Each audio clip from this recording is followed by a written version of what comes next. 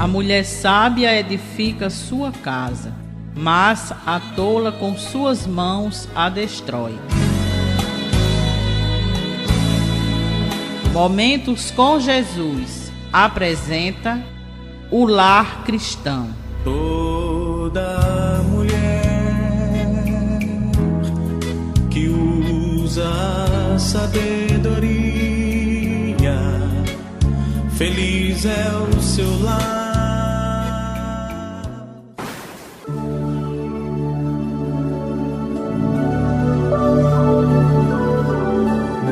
Eu vou começar me apresentando, quebrando o gelo. Meu nome é Edson e eu nasci no Rio Grande do Sul, em 1951. E até aqui me ajudou o Senhor. Mas passei por um primeiro casamento muito conturbado, 18 anos nesse casamento. Até os 5 eu me comportei.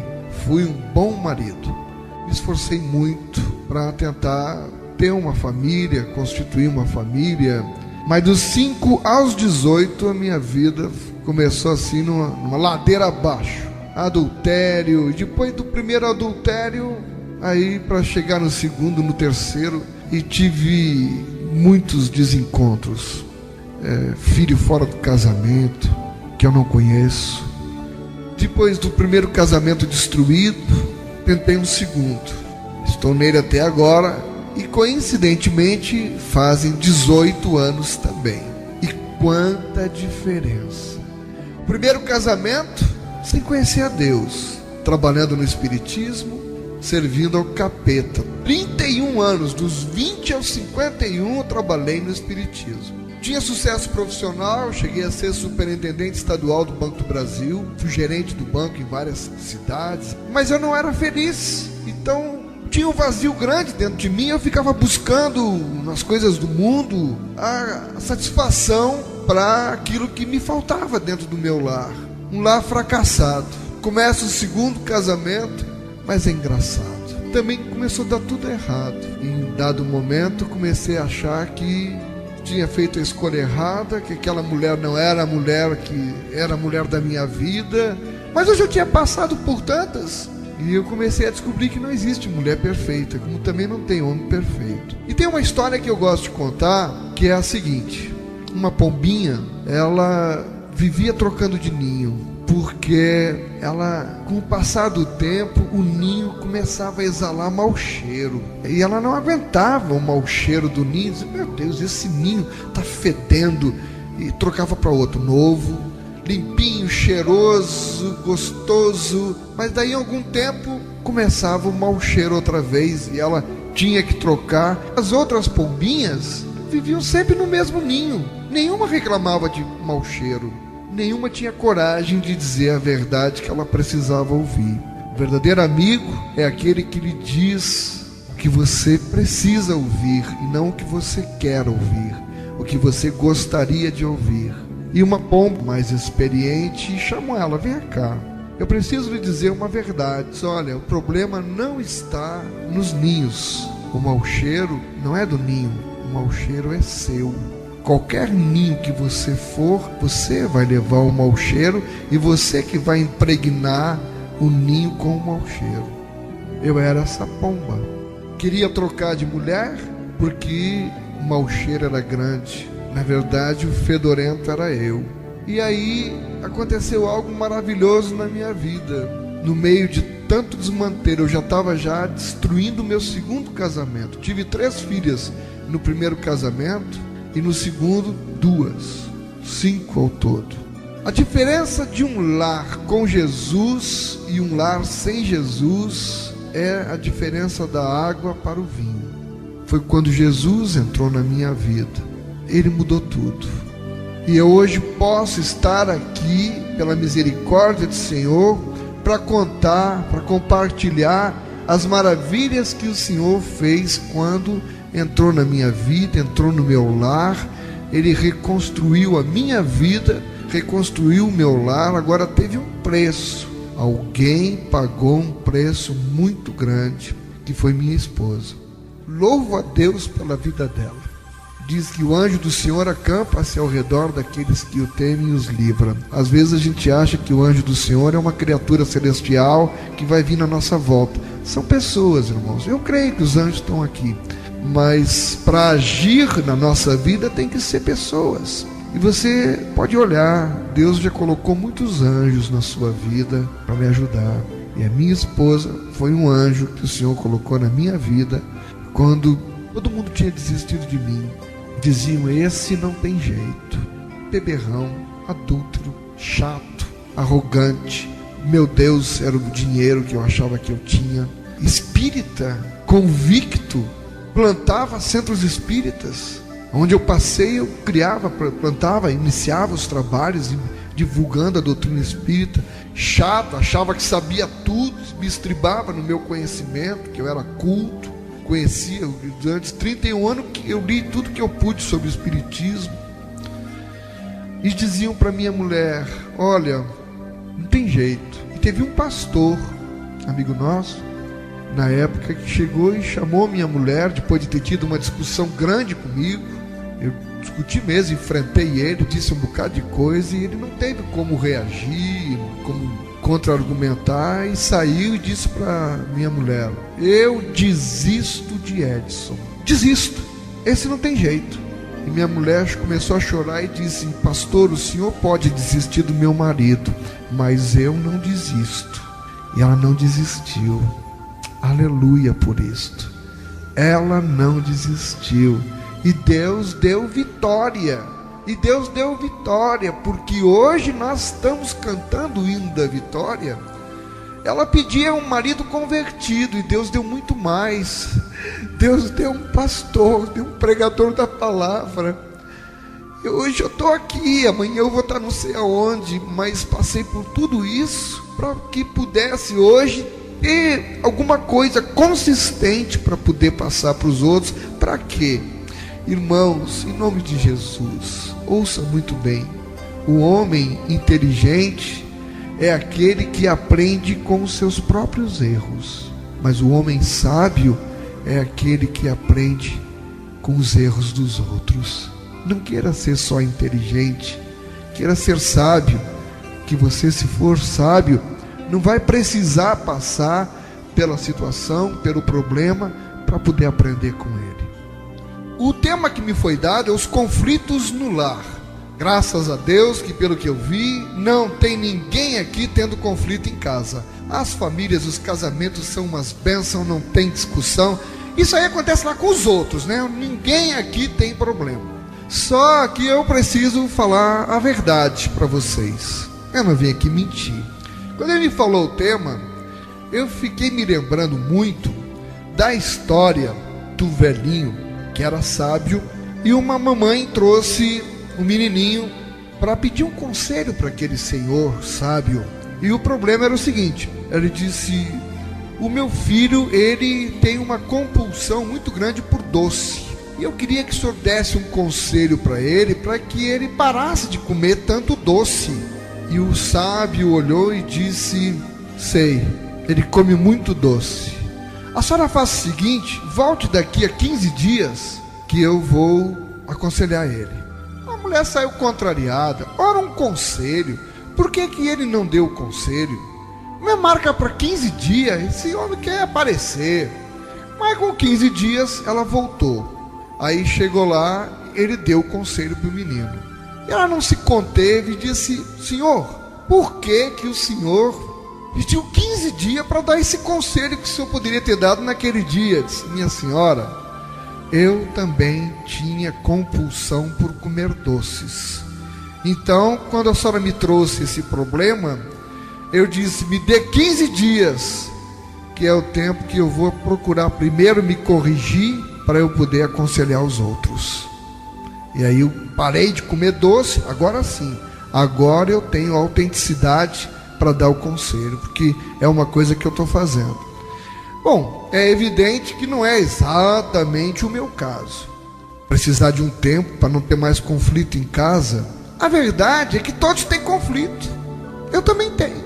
Agora tem uma grande diferença. Uma família sem Jesus tem um conflito, e outra com Jesus, também tem. Qual é a diferença? A maneira como as famílias resolvem os problemas. Uns resolvem de um jeito e outros de outro. Nós vamos ver isso daqui a pouco. Por que nós temos conflitos? É muito fácil de entender. Veja bem, olhe para você, para a sua vida. Lembre como você foi criado. Você foi criado numa família. Olha o meu caso, eu fui criado lá no Rio Grande do Sul. Uma outra cultura, um outro estilo de vida, tudo diferente. Minha esposa Adalmira foi criada aqui em Malta, num sítio. Eu tenho uma diferença de idade dela. Quando ela nasceu, eu já tinha 14 anos. Então eu me criei, tornei adolescente, passei por um casamento, 18 anos num casamento. Enquanto isso, ela estava estudando, vivendo lá no sítio, aprendendo outras coisas, com outra família, com outra cultura. Eu chego com uma bagagem, com uma experiência, com um conhecimento, com traumas, e ela chega com outros traumas que todo mundo tem, da infância, da juventude, o relacionamento com os pais. Por isso tem os conflitos. Duas pessoas completamente diferentes. Como esperar que tudo se encaixe, que tudo dê certo? No período de namoro, é tudo uma beleza, porque você só tem as coisas boas. Dificilmente mostra as unhas. Quem quer pegar galinha não faz show. Então dificilmente mostra as unhas. Ah, coisa linda, a namorada está sempre cheirosa, sempre perfumada, sempre arrumadinha, bonitinha, compreensiva. E o rapaz também, até toma banho, né, para não chegar com suvaqueira, lava os pés para não chegar com cheiro de chulé, escova os dentes para não falar com cheiro de cebola perto da moça. Se cuida, porque ele quer causar boa impressão. E naquilo ali, os sonhos da vida, nós vamos criando fantasia, nós vamos criando uma ilusão, nós vamos idealizando. A gente lê romance, vê novela e vai idealizando. O dia que eu tiver a minha família, o dia que eu tiver a minha esposa e a mulher, o dia que eu for casada, aí começa a ver os pais estão brigando. A minha casa não vai ser assim, vai ser diferente. Mas ainda não teve a experiência, só acaba adquirindo a experiência depois que tem a experiência mesmo. Enquanto isso é só planejar, é só imaginar, é só criar. Então o moço sonha com a mulher ideal e a moça sonha com o homem ideal. Ela sonha com o príncipe encantado e ele sonha com a princesa. Aí finalmente casa. Namorou com a pessoa que ela projetou que era ideal, porque durante o tempo de namoro, noivado, que não convivia debaixo do mesmo teto, era uma coisa, só via o lado bom. Agora casou, ali a pessoa vai se mostrar realmente como ela é. Ali dentro do casamento, dentro do lar, dentro da casa, desabrocha todos os problemas que antes você até ocultava, não dizia nada, mas agora está casado. E agora chegou a conta de energia para pagar e a Energisa já avisou que vai cortar, se não pagar até amanhã. E o bujão secou e não tem dinheiro para comprar o bujão. E nasceu um menino e o menino está lá chorando o tempo todo e a princesa fica louca porque não tem experiência, é fralda para lavar, é banho para dar, é mamadeira para fazer, a criança chora, se bota no berço chora, só para de chorar quando fica no colo, aí vai fazer a comida com o filho no colo, passa a roupa com o filho no colo, o marido chega estourado do trabalho, brigou com o chefe, já chega em casa, já dá um chute no cachorro, a mulher diz uma coisa, ele e pronto. Resultado, casou com a pessoa que ela julgava ideal e ele julgava ideal. Aí descobre que está casado com a pessoa real. Era só projeção, porque não tem ninguém perfeito. Todo mundo tem virtudes e tem defeitos, uns mais, outros menos, mas tem, irmão. E ali no casamento, tanta expectativa alimentada, tanta coisa, que chega no casamento a pessoa se dá por conta da realidade. Pensou que tinha casado com o projetado, mas descobre que casou com o real. E aí começam os conflitos. é o nosso tema desse encontro de hoje. Os conflitos no lar. Tem como evitar? Tem. Nós podemos. Melhor que evitasse o conflito, para não ter depois que resolver conflito. Mas se não evitou, então vamos tentar resolver. Todo o enfoque desse trabalho vai ser, nós vamos ver como surge, como evitar e como resolver. O primeiro dos conflitos que nós temos, o exercício do autocontrole no lar, na contenção da ira, da raiva, do aborrecimento, tem sido uma das causas de muita confusão. Porque a pessoa na hora explode, aí o diálogo não acontece, não acontecendo o diálogo, passa um dia sem se falar, 2 dias sem se falar, e aquilo vai acumulando mágoa, tristeza. Eu reconheço que eu preciso muito melhorar nesse aspecto. É porque às vezes a gente anda sobrecarregado, irmão. É tanta coisa, tanto peso, e a gente, em vez de fazer como Jesus disse, lançai sobre ele todas as vossas ansiedades, a gente não lança sobre ele as ansiedades e fica guardando conosco, por isso explodimos. Chega cansado do trabalho, chega estressado, não consegue se controlar, mas a gente precisa aprender a se controlar. É natural que se irrite, que se aborreça, vez por outra, é natural. Mas não há valor no homem que não pode controlar a sua ira. Se aborrecer é uma coisa natural. Agora, não controlar a ira, sempre, irmão, sempre. O que é que a Bíblia nos ensina? Vamos aprender com a palavra de Deus. A pôr de lado a sua raiva. Efésios 4:31. Longe de vós toda amargura e cólera e ira e gritaria e blasfêmias e bem assim toda a malícia. Longe de vós.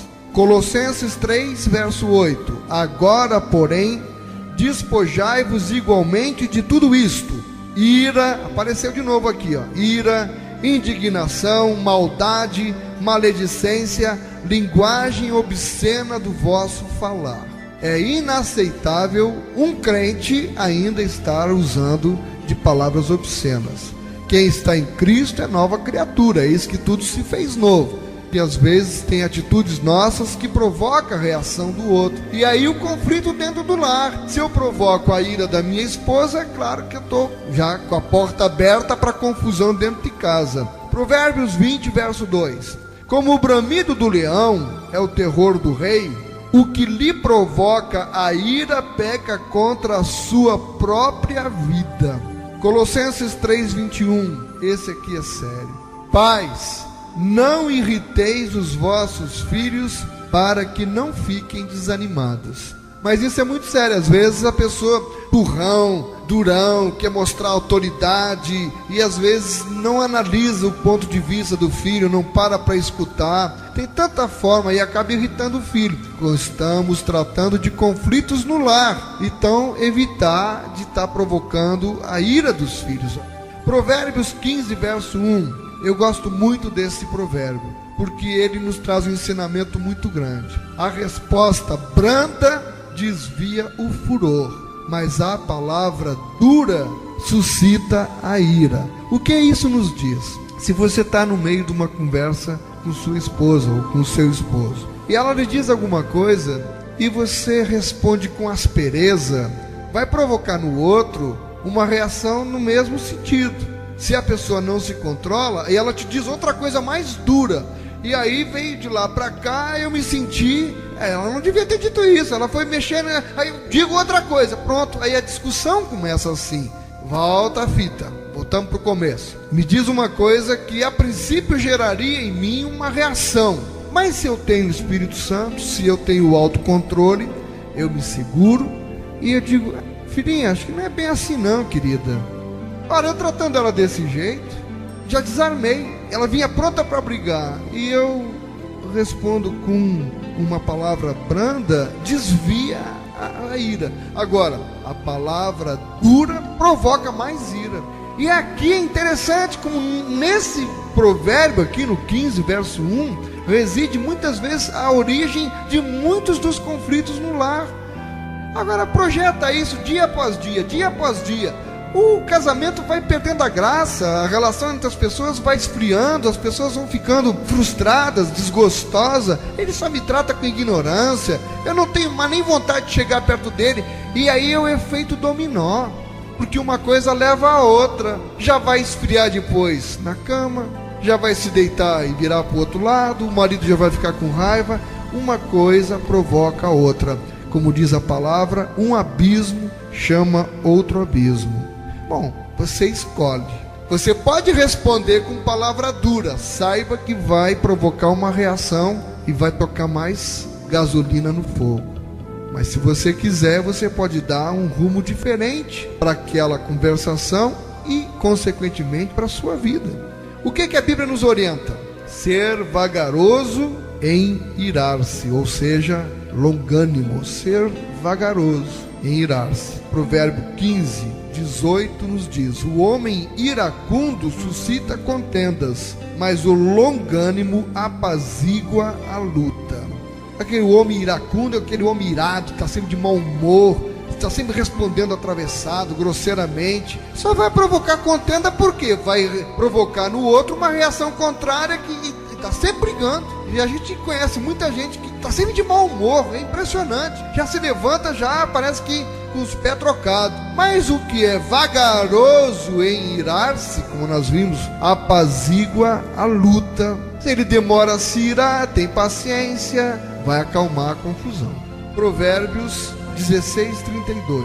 Melhor é o longânimo, ou seja, o vagaroso em irar-se, do que o herói da guerra, e o que domina o seu espírito do que o que toma uma cidade. Ou palavras sábias. Melhor é aquele que sabe controlar o seu espírito, que sabe controlar a sua raiva. Ele é muito melhor, é mais importante do que o herói da guerra. O que é o herói da guerra? É aquele que vai e passa por cima de tudo e acaba vencendo a batalha, mas deixa destruição no seu caminho. Irmão, deixa eu lhe dizer uma coisa muito séria. Numa relação conjugal, quando há desentendimento, quando há guerra, é uma guerra inglória, porque não tem vencedor, só tem perdedor. E mais, até os filhos acabam perdendo quando os pais estão em guerra. E não só os filhos, porque os pais do casal também vão sofrer vendo o casal brigando. É uma guerra inglória. Vale a pena se controlar. Como evita tanto problema maior mais adiante? Provérbios 29:11. O insensato expande toda a sua ira, mas o sábio, afinal, a reprime. Como é que a Bíblia chama aqui aquele que expande a ira? Insensato. Quando você dá vazão à sua ira, você é uma pessoa insensata. Mas chama de sábio o que consegue se controlar, o que consegue se dominar. Coloque na prática. Na primeira vez que surgiu a oportunidade, que a pessoa chegou exaltada, coloque na prática e você vai ver como funciona. Se eu sei que esse é um dos meus problemas, se eu sei que esse é um dos meus pontos fracos, é esse aqui que eu tenho que trabalhar muito mais do que os outros. E é importante que eu esteja atento, que eu me dê por conta que eu tenho esse problema. Porque um dos problemas é a pessoa não admitir que tem o problema. Talvez é o maior problema que nós podemos ter, quando nós não queremos admitir que temos aquele problema.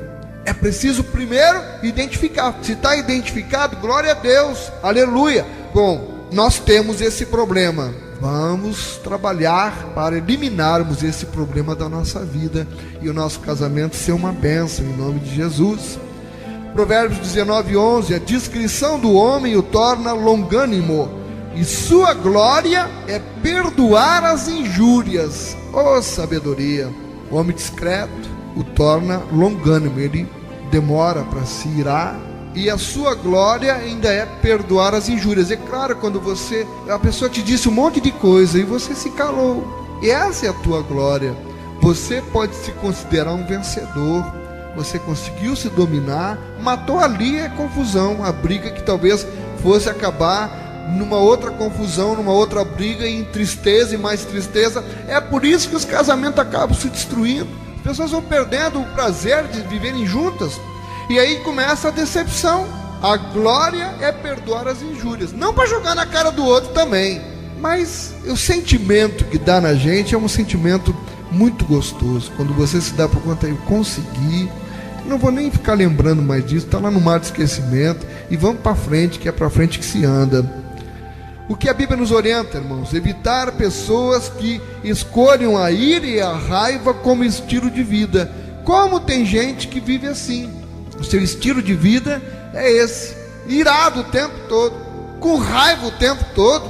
Meu Deus! Aí essa pessoa não serve para ser minha companhia, porque acaba contaminando, acaba contagiando. Provérbios 22, os versos do 24 ao 25 diz: não te associes com o iracundo, não ande junto, se afaste dele, nem andes com o homem colérico, aquele que está cheio de cólera, está sempre babando raiva, para que não aprendas as suas veredas e assim enlaces a tua alma. Porque você convivendo com aquela pessoa, você acaba absorvendo dela. Quando você vê, você está agindo igual, e vai levar isso para sua casa.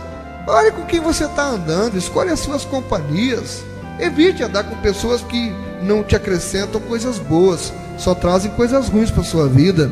Provérbios 29 e 22: o iracundo levanta contendas, e o furioso multiplica as transgressões. É isso que acontece. A ira ocasional pode ser justificável. Tem uma válvula de escape. A ira ocasional, porque tem hora que a pessoa às vezes explode mesmo, mas ocasional, entenda, uma ocasião perdida aqui, outra acolá, é até natural e pode ser justificável. Agora, se isso for um estilo de vida, é bom você parar para pensar. Vamos aprender com a Bíblia? Efésios 4, verso 26: irai-vos e não pequeis, não se ponha o sol sobre a vossa ira. Irmãos, casais, você teve um desentendimento, brigou, é muito importante o que diz a Bíblia aqui: não se ponha o sol sobre a vossa ira. O que significa isso? Se você puder, em nome de Jesus, não espere uma noite para no dia seguinte você ir tentar se reconciliar, porque com certeza já naquela noite ali, deitou na cama, vira um para um lado, o outro para o outro, cada um guardando mágoa um do outro. No meu primeiro casamento acontecia muito isso. Eu ia dormir no outro quarto. Meu Deus, a gente casou para quê? Para ir dormir no outro quarto? É difícil? É, porque você tem que dobrar o seu eu, você tem que vencer o seu eu, e o seu eu está lá: eu sou machão, eu não vou lá me dobrar. Mas a palavra do Senhor diz o seguinte, e muita gente não consegue atentar ou faz que não quer atentar para isso: se você sabe que seu irmão tem algo contra você, deixe a sua oferta no altar, vá e se acerte primeiro com ele. Você entendeu o que a palavra diz? Se o teu irmão tem alguma coisa contra você, não é? Mas foi ele que fez, não fui eu. Mas é você que a palavra diz que tem que ir lá se acertar. Aí a mulher diz: mas foi ele que foi um estúpido, disse as coisas para mim. Vá, lute pelo seu casamento, vale a pena, vá lá, ajeite ele. Marido, a mesma coisa, ela que disse as coisas comigo, essa mulher não tem paciência, não sabe conversar, é estúpida. Vá lá, ajeite. Eu tenho, graças a Deus, colocado isso em prática. Está lá a mulher burrada, lavando a louça na cozinha, eu passo, aí no meu coração vem aquilo: vai lá, te acerta, já está chegando a noite, a palavra diz: não se põe o sol sobre a vossa ira. Eu não posso me deitar com essa mulher e amanhecer emburrado, de mau humor, porque o dia seguinte vai ser assim, já é outro motivo para mais outra briga. Eu preciso resolver isso antes da gente se deitar. Aí eu vou lá, ela está emburrada, e cada um conhece a sua esposa, ou a esposa conhece o esposo, sabe o jeito de chegar. No meu caso, eu chego, abraço ela por trás, aí fico cheirando o cangote dela, dizendo: que cheiroso. Ela estava ali irada comigo, né? E eu: que que pescocinho cheiroso. Aí fico passando a mão no braço, e aí eu começo a notar que aquela cara emburrada começa a se desarmar. Aí ela começa a rir, diz: tu não tem jeito mesmo. Eu digo: perdoa, vem cá, me dê um cheiro. Aí ela se vira, a gente se abraça. Aí as meninas correm: estão se casando, estão se casando. Aí a gente: nós não temos um momento junto.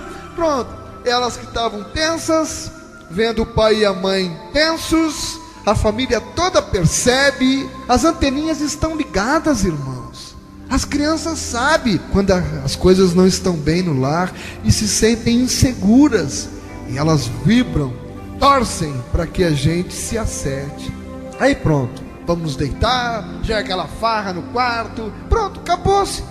Um gesto, irmão, uma atitude, alguém tem que tomar. E a palavra do Senhor diz: bem-aventurados os pacificadores, porque serão chamados filhos de Deus.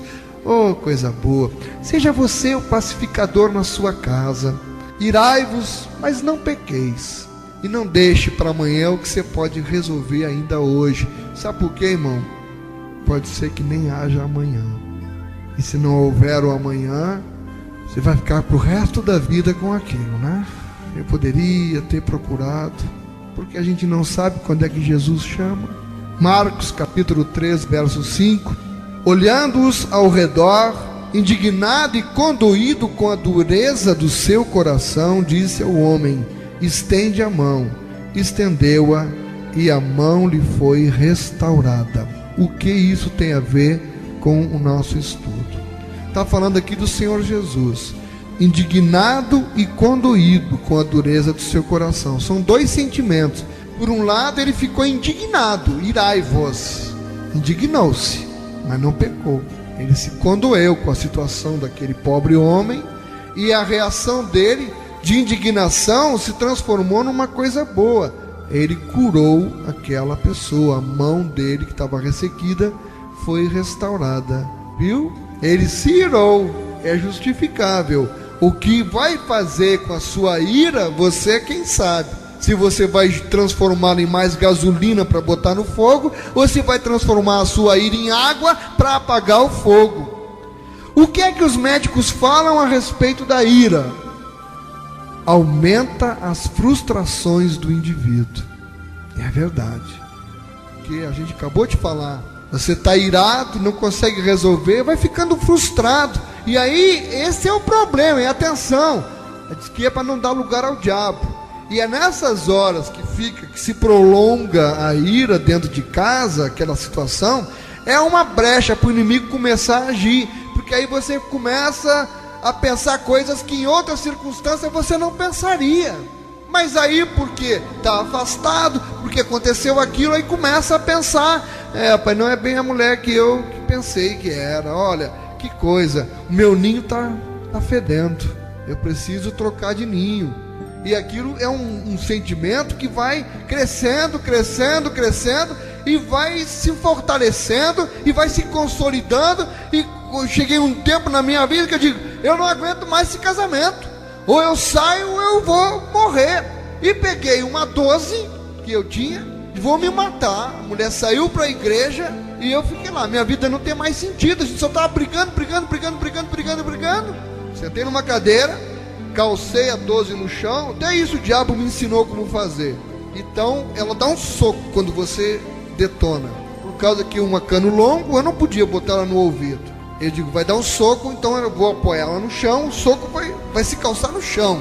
E eu, sentado na cadeira, apoiei a ponta do cano aqui embaixo para detonar ela calçada no chão. Pronto, a minha vida ali, se Deus não tivesse planos na minha vida, eu já estava bêbado, e com a bebida dá mais força pra gente, mas eu perdi o sentido de viver. Quantas vezes será que já não aconteceu isso com você? E eu fui até o fim, apertei o gatilho e a arma não disparou. Aí eu não entendi, eu só tinha um cartucho. Abro a arma, o cartucho que ficava sempre na câmera não estava lá. Fui beber mais, me deitei. Quando a mulher voltou da igreja, eu já estava dormindo, ela nem soube. E eu que imaginava que quando ela chegasse da igreja ia encontrar, a minha cabeça seria a pintura dos respingos no teto, e o meu corpo sem cabeça no chão, a imagem que o diabo botou numa poça de sangue, era o que ela encontraria por causa de tudo que a gente estava vivendo, e ela ia se sentir culpada. Eu queria perder a vida, mas queria que ela se sentisse culpada.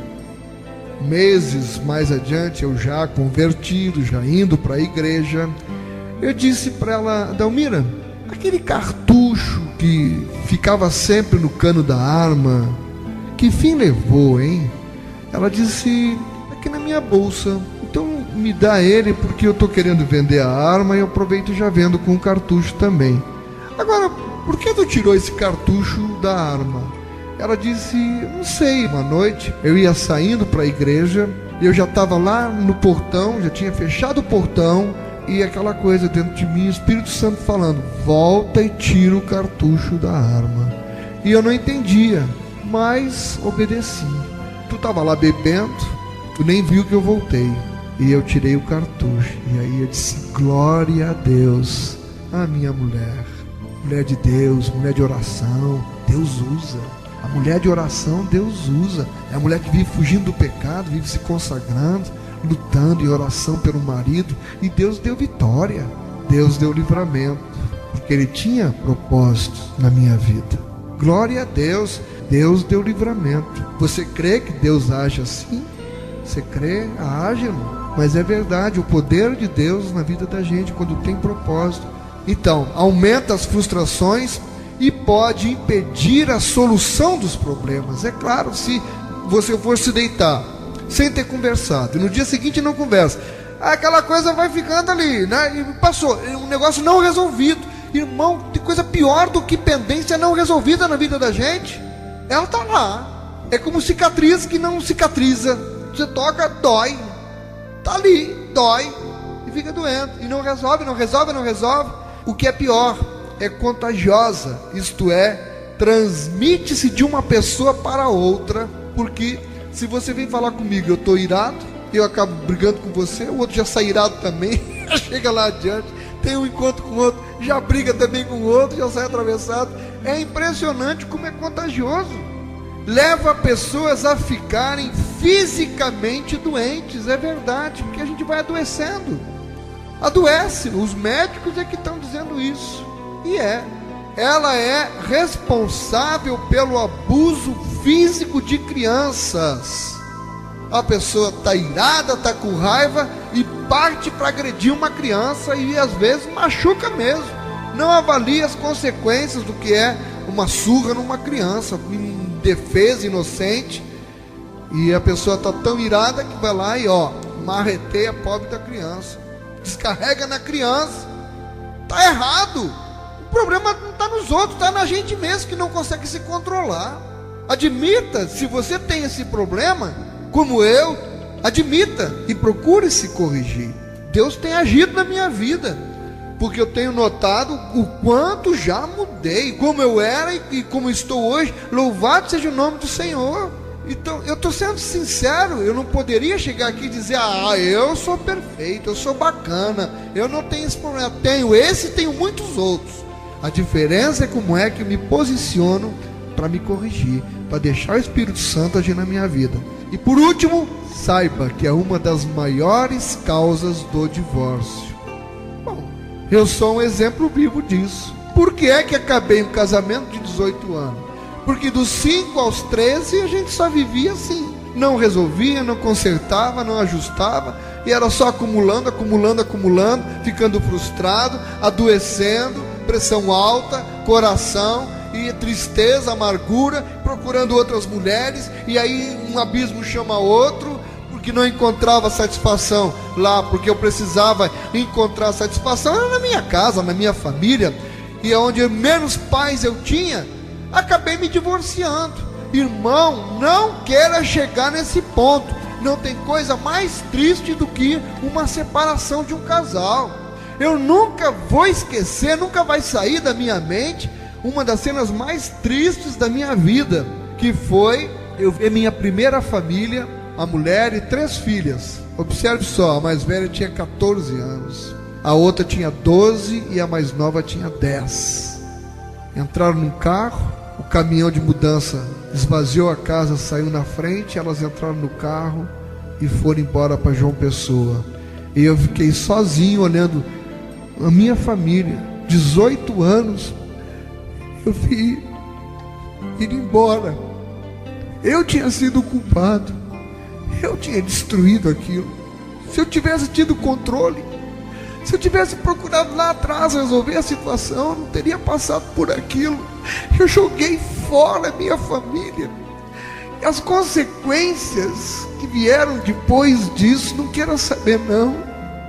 Se mudavam lá, eu não sabia o endereço, tinha o telefone. As crianças que eram tão apegadas a mim, a mãe fez um trabalho para jogá-las contra mim. As crianças não queriam mais nem falar comigo, eu era o bicho para elas. A mais velha fez 15 anos, nesse dia eu tinha descoberto já o telefone. Eu liguei para ela, aí: minha filha, eu estou querendo ir aí, agora eu só tenho teu telefone, eu não tenho teu endereço. Diga para mim onde é que vocês estão morando, porque eu quero lhe dar um presente nos seus 15 anos. Presente? Que presente? Presente a minha mãe já me deu, lindos brincos com colar, com anel. O senhor nunca vai poder me dar esse presente. Mas minha filha, você está fazendo 15 anos, eu sou seu pai. E nunca me esqueça, ela disse: pai? Ah, qualquer cachorro é pai, tem um em cada esquina. Filha, não diga isso. E ela desligou o telefone na minha cara. E eu fui parar no hospital com uma ameaça de infarto. Eita, não queira chegar nesse ponto. Não vale a pena não. Então, os médicos dizem que esse problema de não controlar a ira é uma das maiores causas do divórcio. Pode acreditar que é. Vamos agora resolver os conflitos, ou pelo menos ver algumas sugestões que podem nos ajudar, a mim e a você. A família cristã é aquela que busca resolver os problemas que surgem. Olha aqui a característica de uma família cristã: ela busca resolver os problemas que surgem, numa maneira que mostra a presença e a liderança do Espírito e Cristo em seu meio. Essa é a família cristã. Se você mora do lado de um ímpio e fica se vangloriando: ó, coitados, esses aí são ímpios, eu sou crente, aqui em casa é tudo diferente. Mas eu quero lhe dizer uma coisa: se você não procura, não busca resolver os seus problemas de uma forma que o Espírito Santo esteja lhe orientando e Jesus esteja no meio, a tua família não é diferente da outra. A diferença é que de noite eles ficam vendo televisão e você vai fingir dentro de uma igreja. Você vai ser só uma capa dentro da igreja. Bate palma, canta, dá glória a Deus, dá aleluia, mas na sua vida lá você é uma capa, você não age como um cristão. Não é uma nova criatura. Está cheio assim, está cheio. Por isso que muitos são os chamados e poucos são os escolhidos. Hoje o que tem aí é muita religiosidade. Viver a palavra é muito diferente. Como é que eu faço para dominar a ira? Há muitas coisas que se pode fazer com a ira. A primeira e mais importante é sempre pedir a ajuda do Senhor e depender da sabedoria que Ele dá. Irmão, creia, sem você se colocar na dependência de Deus, confiar só no seu braço, não vai funcionar não. Tudo vem do Senhor. Quando nos colocamos inteiramente nas mãos do Senhor: Senhor, toma a frente da minha vida, Senhor, eu me coloco em tuas mãos. Creia, Ele vai entrar em ação e vai te ajudar a resolver os problemas. Eu não poderia dizer outra coisa em primeiro lugar do que fique na dependência do Senhor. Primeiro lugar, pare para sondar os seus pensamentos quando você está irado. E o simples fato de você parar para sondar os pensamentos já esfriou aquele momento. Se você se lembrar: eu vou parar para sondar os meus pensamentos, pronto, já ajudou, porque já não explodiu, já não saiu, já segurou. E aí, já que você parou, pense: sonda os pensamentos. Pergunte a si mesmo: é necessário que eu pense desta maneira? Ou que eu haja desta maneira? É necessário que eu exploda? Eu posso mudar e pensar de uma outra maneira que fará com que eu não me irrite tanto? Tem outra alternativa? Por que eu tenho que insistir no meu ponto de vista e ficar brigando com isso?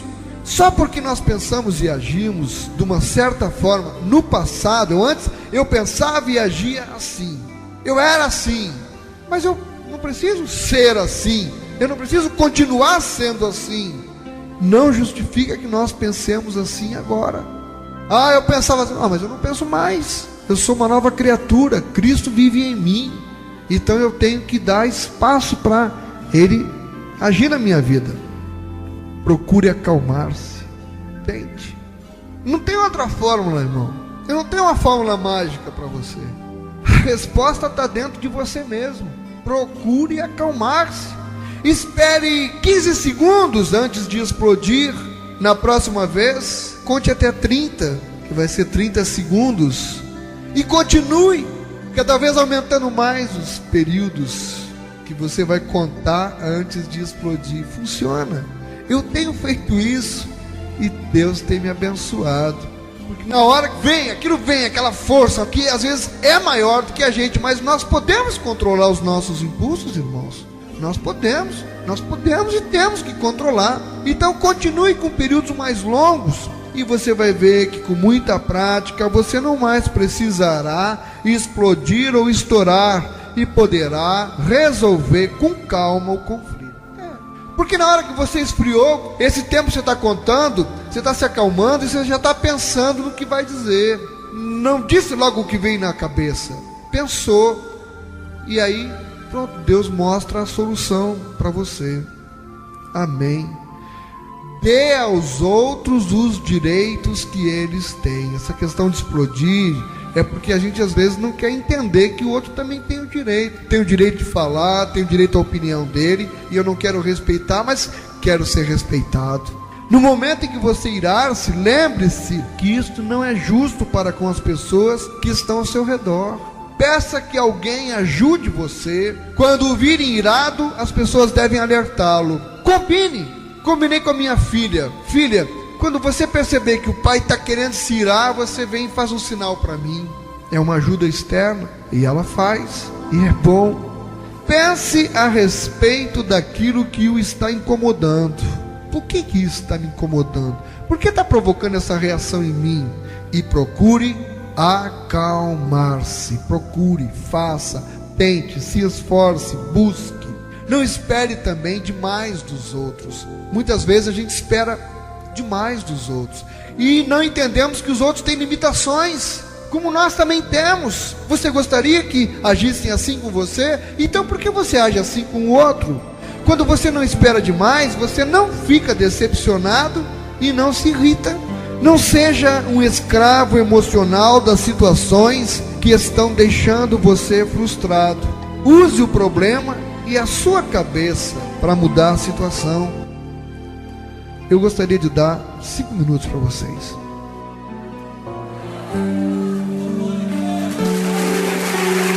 Nenhuma arma preparada contra a minha família vai prevalecer. Aleluia! Programa Momentos com Jesus. Ainda que a minha casa não seja tal para com Deus, contudo estabeleceu comigo uma aliança. Se eu crer, serei salvo eu e a minha casa, se eu obedecer. Ele guardará essa aliança até 1000 gerações. Ainda que meus filhos não frequentem sua casa, ainda que minha casa não mereça seus cuidados, se eu clamar, Deus me responderá e abrirá para nós as comportas do céu. Quem estiver perdido vai se achar. Aquele que partiu em breve vai voltar. Adora o Senhor, igreja, porque Deus é fiel. Quem estiver ferido vai se curar. Quem não sonha mais voltará a sonhar.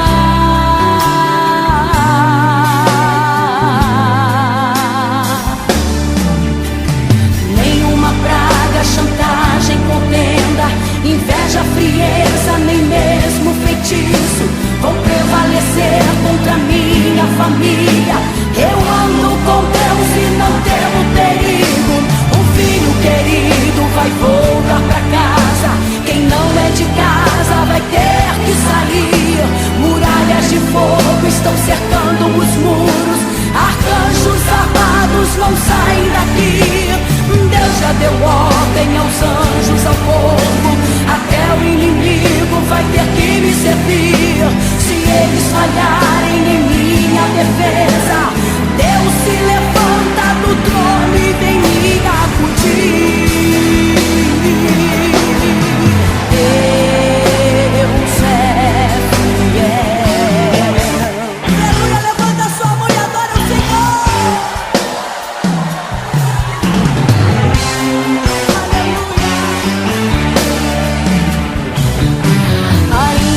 Que meus filhos não frequentem sua casa, ainda que minha casa não mereça seus cuidados.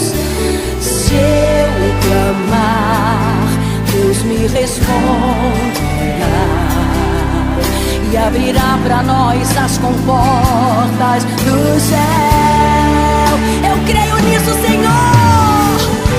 Quem estiver perdido vai se achar. Aquele que partiu em breve vai voltar. Creia nisso, mãe, creia nisso, porque Deus é fiel. Quem estiver ferido vai se curar. Quem não sonha mais voltará a sonhar.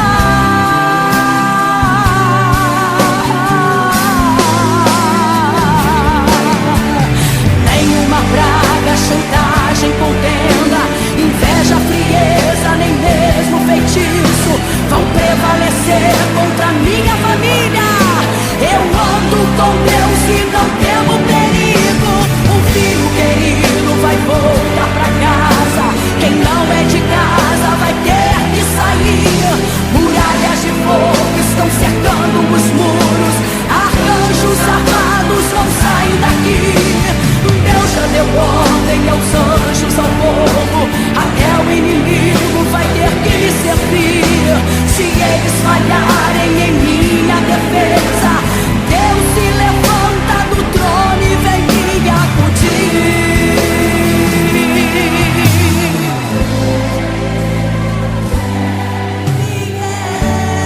Diga que ele é fiel, igreja.